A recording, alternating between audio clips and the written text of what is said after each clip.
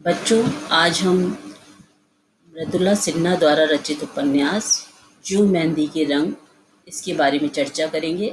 और ये third year के बच्चों के हिंदी साहित्य के सिलेबस में जो सेकंड पेपर है उसमें है ये शामिल। तो उपन्यास की शुरुआत करें या उसकी मूल संवेदना पर चर्चा करें, उसके पहले इनकी जो उपन्यास की लेखिका हैं उनका संक्षिप्त परिचय मैं आपको दे देती हूँ।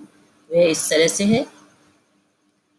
जो लेखिका हैं उनका नाम है मृदुला सिन्हा और उनका जन्म संवत 1942 में हुआ था।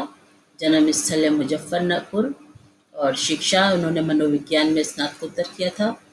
जहाँ तक इनकी साहित्यिक उपलब्धियों का सवाल है, मैं संक्षेप में ही आपके सामने रख रही हूँ। हालांकि साहित्यिक उपलब्धियाँ इनकी अनगिनत हैं, जो इस थोड़े से समय में हम जिनकी चर्चा सब ईमानदारी से नहीं कर पाएंगे, इसलिए सिर्फ उनका संख्यात्मक आकलन कर रही हूँ।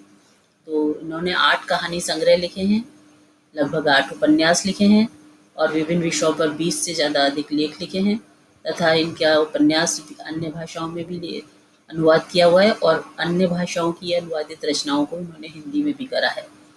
पुरस्कार और सम्मान का जहाँ तक सवाल है, इन्हें काफ़ी सारे पुरस्कार मिले हैं और इन्होंने जो पुरस्कार के साथ साथ इन्होंने राजनीतिक और सामाजिक क्षेत्र में भी बहुत कार्य किया है और इसी के कारण इनका जो नाम है वह बहुत ही सम्मान से लिया जाता है, साहित्य के क्षेत्र में भी और राजनीतिक क्षेत्र में भी। और यह 2014 से 2019 तक राज्यपाल, गोवा की राज्यपाल भी रही हैं तथा 2004 में जो राजभाषा समिति गृह मंत्रालय में हिंदी सलाहकार समिति की भी वो रही हैं सदस्य। और 1998 से 2004 तक ये केंद्रीय समाज कल्याण बोर्ड नई दिल्ली में रही हैं। राजनीतिक जिम्मेदारियां भी इन्होंने बखूबी निभाई हैं और सामाजिक जिम्मेदारियां भी बहुत अच्छी तरह से निभाई हैं।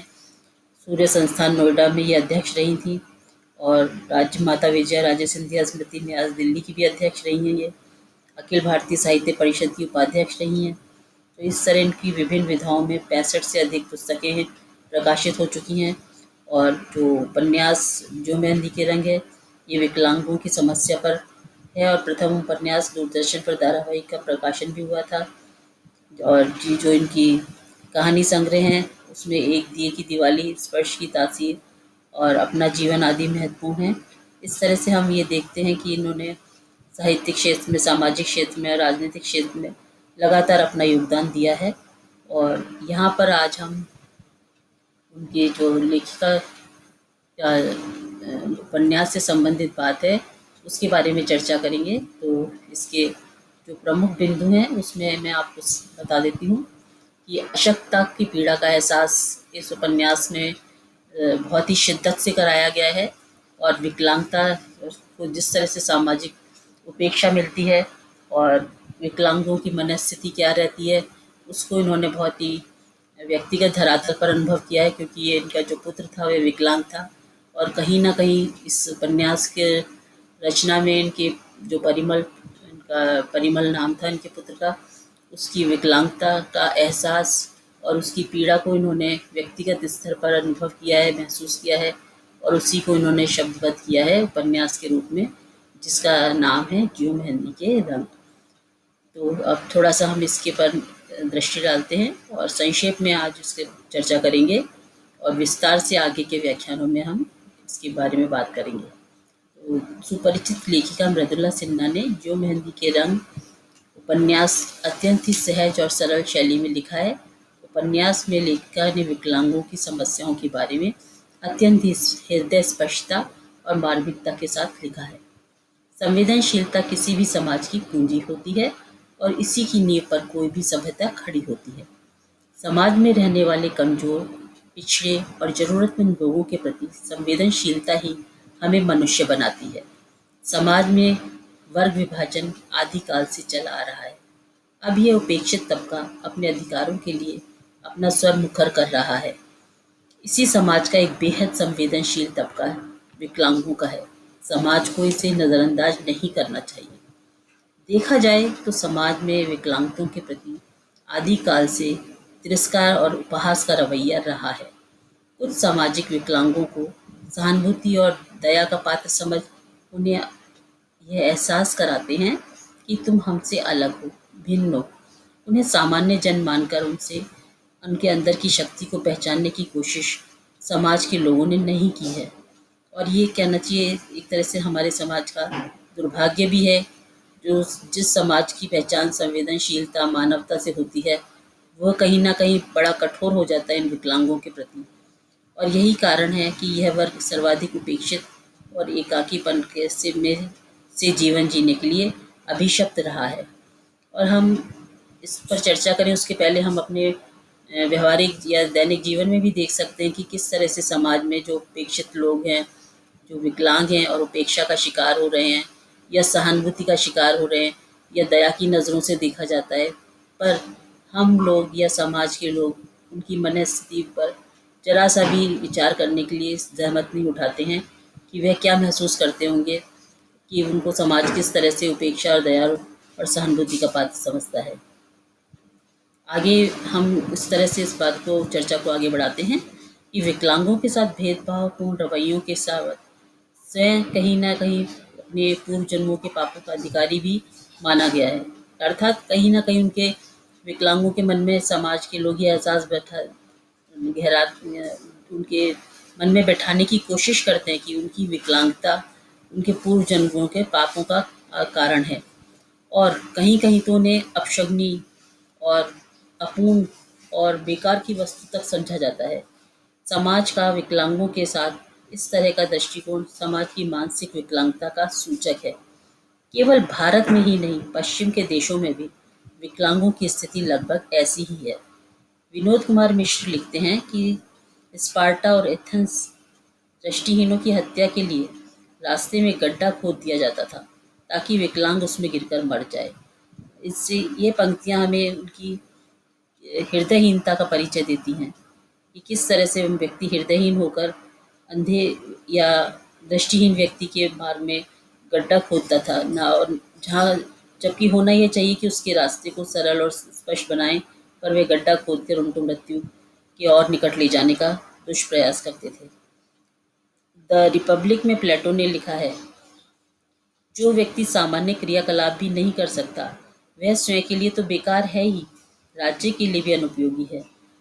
उपयोगितावाद का इससे घिनौना उदाहरण और क्या हो सकता है, क्योंकि प्राकृतिक अशक्तता के प्रति इस दुराग्रह का ही परिणाम है कि विकलांग आज तक समाज में इस समायोजन के लिए संघर्ष कर रहे हैं। भारत के संविधान में विकलांग शब्द का प्रयोग निषेध है। उनके लिए हमने देखा है कि इस विकलांग शब्द का प्रयोग नहीं किया जाता है। उनके लिए दिव्यजन का प्रयोग किया जाता है ताकि वे अपने नज़रों में इस तरह से कोई हीन भावना नहीं महसूस करें, अपने आप को उपेक्षित महसूस नहीं करें, और उनको दिव्यजन की एक श्रेणी में रखा गया है। तो इस तरह से हम देखते हैं कि समाज कितना हृदयहीन हो सकता है, कितना कठोर हो सकता है। अगर कोई व्यक्ति किसी अंग से शारीरिक रूप से अपंग है या मानसिक रूप से अपंग है, तो उस मानसिक रूप से अपंग व्यक्ति को तो यह एहसास ही नहीं है कि उसके प्रति कितना समाज के लोगों का दुराग्रह है, उपेक्षा है, क्योंकि वह तो अपना विवेक इस्तेमाल ही नहीं कर सकता। पर जो शारीरिक रूप से अपंग है, वह व्यक्ति को तिल तिल कर मरने के लिए मजबूर कर देते हैं सामाजिक। तो इस उपन्यास के माध्यम से जो उन्होंने लिखा है, मृदुला सिन्हा ने एक विचार मनुष्य समाज के लोगों के मन में डालने का प्रयास किया है कि विकलांग होना कोई अपूर्णता का परिचय नहीं है, या विकलांग होना कोई अभिशाप नहीं है। ये तो एक प्रकृति के द्वारा कुछ जो भी वैज्ञानिक दृष्टि से बच्चे के निर्माण में कमी रह गई है उसका परिणाम होता है, ना कि कोई अभिशाप है ये। तो आगे हम पुनः अपनी बात जारी रखते हुए कहते हैं कि इस तरह यहाँ पर जो मेहंदी के रंग उपन्यास में जो शालिनी नाम की एक स्त्री है, वह नवविवाहिता है, और जो उसी पर केंद्रित ये उपन्यास है, क्योंकि शालिनी उसको उसकी पति और सास अपनी आंखों का तारा मानते हैं। वह सुंदर है, आचरण भी उसका जो है वह सौजन्यतापूर्ण है, और उसमें वह सारे गुण हैं जो एक स्त्री में होते हैं, सुंदर, सुशील और शिक्षित भी है वह। पर अचानक एक बार नौका विहार के समय वो दुर्घटना का शिकार हो जाती है और उसके दोनों पैर कट जाते हैं। व्यक्ति का शारीरिक रूप से विकलांग होना उतना पीड़ादायक नहीं होता है जितना कि मानसिक उपेक्षा पीड़ा देती है। और यहाँ पर हम देखते हैं जो शालिनी को उसका परिवार अपनी आंखों का तारा समझता था, सास उसकी बलैयाँ लेते हुए नहीं थकती थी, पति उस पर जान न्योछावर करते हुए नहीं थकता था। पैर कटने के पश्चात शालिनी का आत्मविश्वास और मन की दृढ़ता कम होती जाती है, क्योंकि वह अपने ही परिजनों के द्वारा उपेक्षा का शिकार होती है। वो अपना आत्मविश्वास एकदम नहीं खोती है। जब उसको लगातार उपेक्षा मिलती है तभी भी वह अपनी हौसले को संजोकर अपने पति से कहती है, मेरे पैर नहीं है तो क्या हुआ, आपके तो हैं।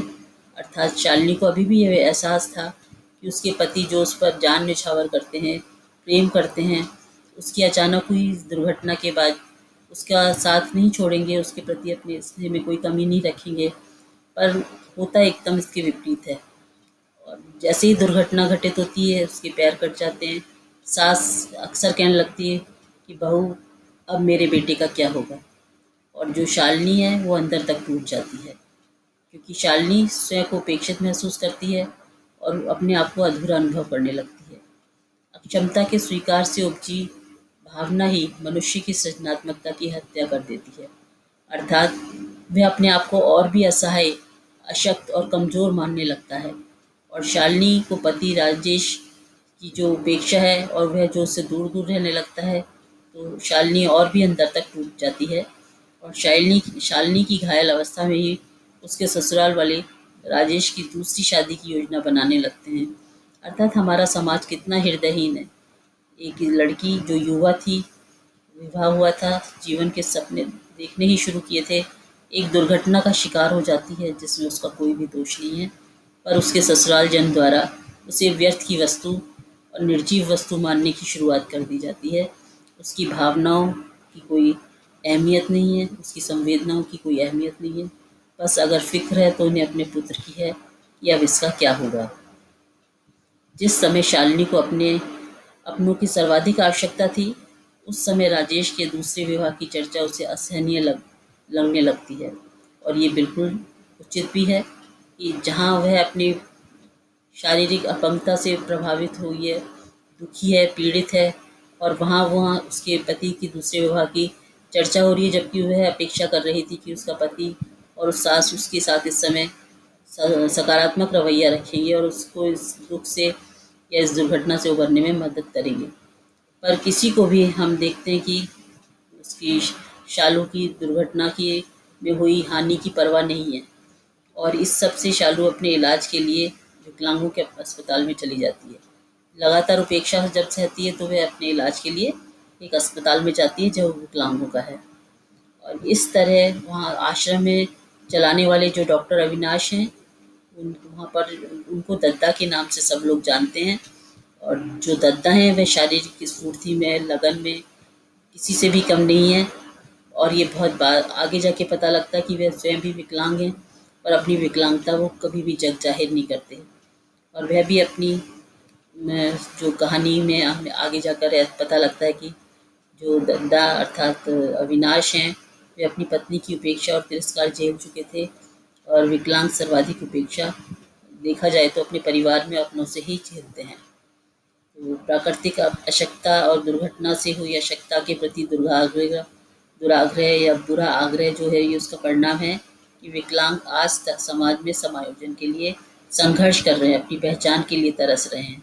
तो इस तरह से हम संक्षेप में ही मैंने आज ये अपना विषय आपके सामने रखा है कि जो मेहंदी के रंग उपन्यास में उपन्यासकार मृदुला सिन्हा ने अपने पुत्र परिमल की जो विकलांगता थी और उससे उपजी जो पीड़ा थी, और वह और उनका परिवार किस तरह पुत्र की अपंगता से दुखी थे। वह चाहते थे कि वह सब कुछ काम करने में सक्षम हो, पर उसका देहांत हो जाता है। और कहीं ना कहीं उपन्यास की जो लेखिका हैं उनके मन को अपने पुत्र की असामयिक मृत्यु जो विकलांगता के कारण होती है झकझोर देती है, और उनके मन में ये प्रश्न उठता है कि क्यों ना इस विकलांगता के विषय को ही एक उपन्यास के रूप में समाज के लोगों के सामने रखा जाए। एक साहित्यिक जामा पहनाकर इन विचारों को समाज के लोगों के सामने कुछ इस तरह से प्रस्तुत करें कि जो भी शिक्षित वर्ग है, जो संवेदनशील है, जो साहित्य को समझता है, परखता है, कम से कम उनके मन में तो विकलांग लोगों के प्रति सहानुभूति और दया का भाव ना आके उनके प्रति भी सम्मान का भाव जागे और वे उनकी विकलांगता को कोई कमी या अभिशाप ना समझें, बल्कि समाज का ही एक अहम हिस्सा समझकर उनको मदद करें। और मदद भी इस तरह से कि उनको एहसास ना हो कि कोई उनके कमज़ोर समझ के मदद कर रहा है। तो इस तरह यहाँ पर लेखिका ने अपनी बात को रखने के लिए जो इस विषय को चुना है, तो उसके माध्यम से हमने अभी बहुत ही संक्षेप में सिर्फ आपको इसका विषय का स्पर्श कराया है कि इस उपन्यास में विकलांगता, निःशक्तता और उससे जन्मी पीड़ा के एहसास को उन्होंने अनुभव करने के लिए एक प्लेटफॉर्म हमारे सामने रखा है। तो यहाँ पर बस मैं आज संक्षेप में कुछ आपको लेखिका से परिचित कराया है, उनकी साहित्यिक रचनाओं से, उनके राजनीतिक जीवन से और उनके द्वारा अनुदित रचनाओं के माध्यम से कि वह कितनी विद्वान या विदुषी महिला रही हैं। हर क्षेत्र में उन्होंने अपना परचम लहराया है और एक नए विषय को समाज के सामने रखकर हम सबके मन में, साहित्य प्रेमियों के मन में, सामाजिक लोगों के मन में ये एहसास जगाने की कोशिश की है कि वो इसके हमें कितना संवेदनशील हृदय रखना होगा। विकलांग भी हमारा ही एक अभिन्न हिस्सा है।